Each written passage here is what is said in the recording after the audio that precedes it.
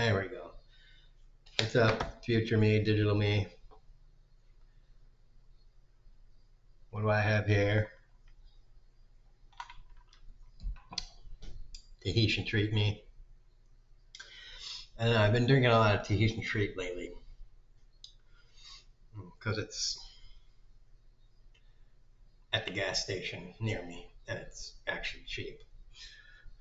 I think, however, I do actually like Hawaiian punch more. I just don't really have access to it to compare. But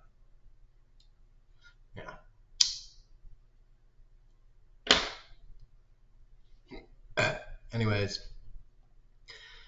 I'm watching The Enemy from Within, the video where he's talking to an angry angry Canadian. So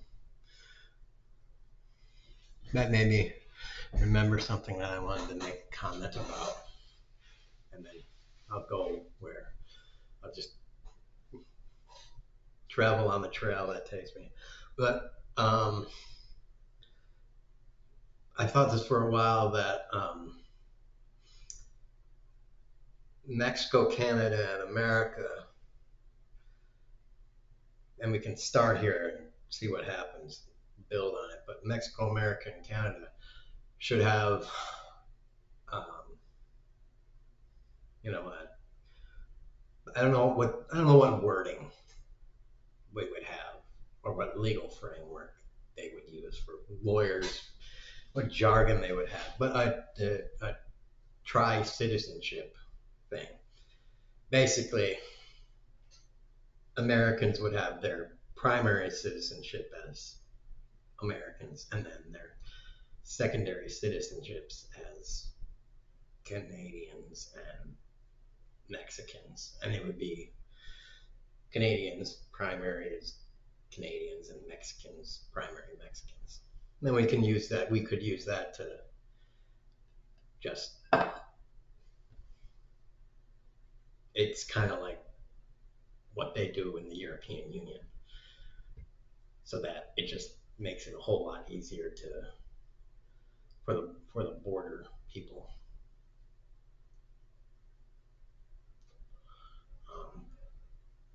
If you're just driving, all you have to do is just be like, "There's my ID," and they just be like, "Yeah, okay." You can just drive through. You don't need to like worry about all this shit. Have a passport and have them stamp it, and just, here's my ID, and just go through.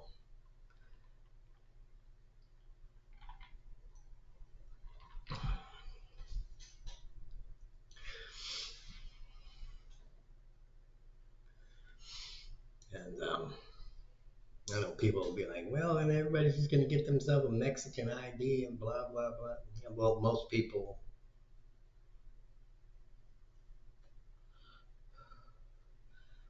just want to, whatever. There'll always be dicks that want to, there'll always be Fox News, basically. Until we get rid of Fox News and Newsmax, there'll always be Fox News people and Newsmax people. So what are you going to do? But it would help because then there'd be the ability to just have tri-citizenship, and then you can travel back and forth without having to worry about the extra bull crap.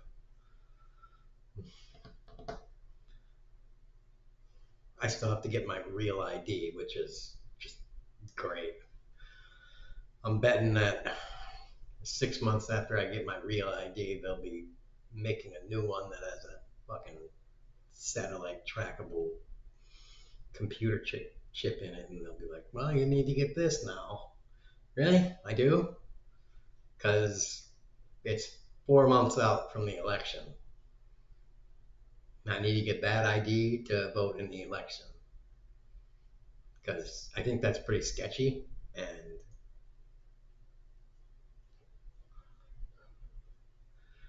I think you're doing this just to botch the elections.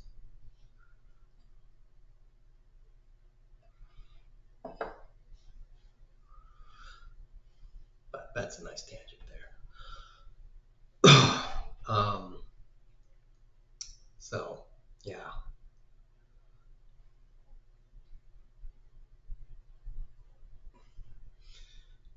I think we should do that. It'd be preferable if we could just get everybody from North America and Central America on there, but I know a lot of people are like, oh, those Central American countries are dangerous. I mean, I don't know.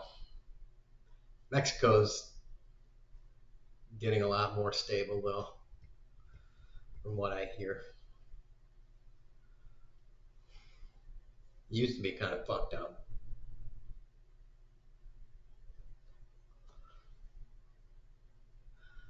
But you know, as America is getting more and more fucked up because of Fox News, the rest of the world is stabilizing. So it's the yin and the yang to everything.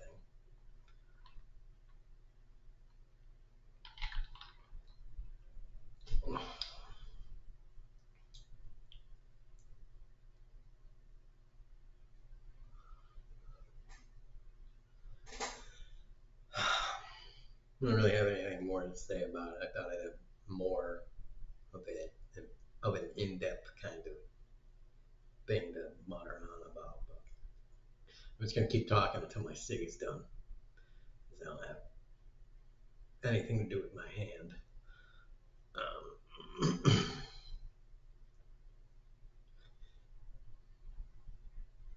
Some people might argue that that sounds a lot like NAFTA, but NAFTA was just done so that um, capitalists could move manufacturing to Mexico. That was the entire point of NAFTA. It wasn't so, there was no citizenship, some multi-citizenship aspect to any of that. It was just for manufacturing. It wasn't to allow easier movement of people. And I'm not just talking about easier movement for Mexicans to America and Canada. I'm talking about easier for everyone to move everywhere.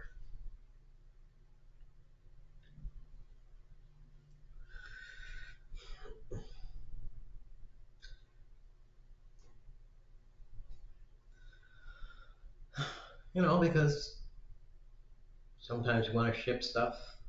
We're going to start to want to um,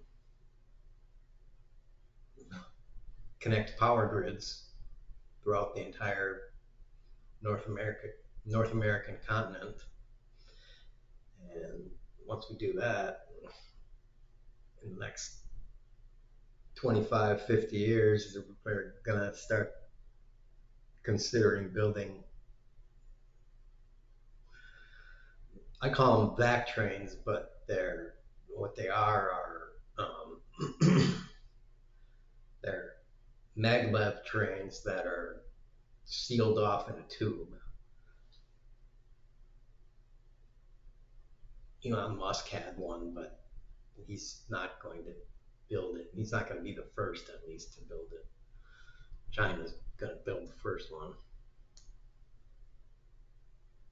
And when you do that, those ones can go. The first ones will probably go around 800 to 1,000 miles per hour.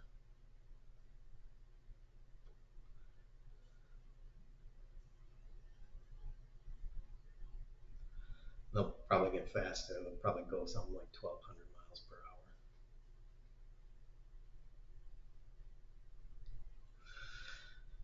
which is pretty freaky fast.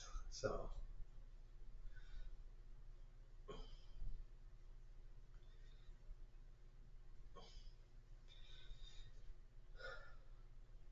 don't know how competitive that'll be with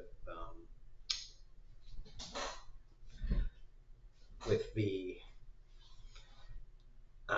aircraft that is going to be around at that time, because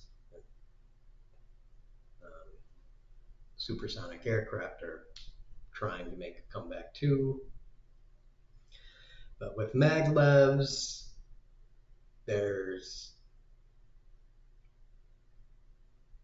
less energy involved.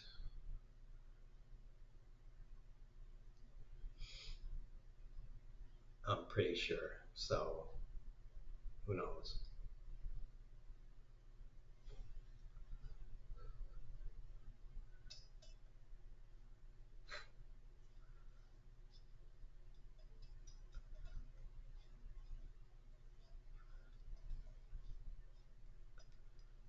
Who knows about anything? But again, for any of these things to happen, you're going to have to get rid of Republicans. Republicans are the roadblock, and I don't just mean Trump or the Republican representatives. I mean, you're going to have to get rid of the Republican mindset, which is God good, everything, Bible. Everything that is the Bible is just the best thing ever. And,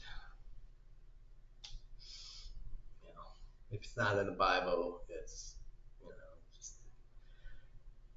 you know, and that kind of, that mentality is just the end of humanity. If you're just gonna think with that level of ignorance, it's just, you know,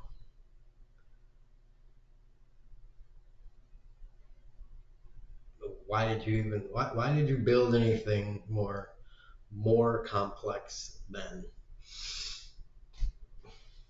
you know, a log cabin, a wood-fired stove, and tables and chairs, and, you know, a plow pulled by some donkeys for your farm. That's all you needed. If that's kind of thinking you're going to use, that's all you needed. You didn't need to engage in kind of actual thinking that got us to computers. Um, it wasn't necessary. You didn't even need to. You didn't even get to guns, which you're all so loving of. So,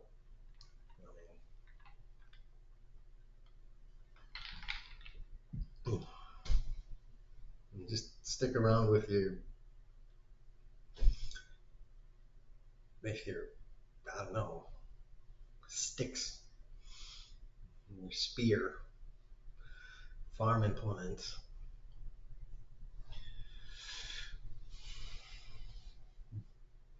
And there you go. Whatever. Anyways, have fun. Tax rich. Get rid of Republicans. I don't care how. Just get rid of them. And boobies. A whole field of boobies out.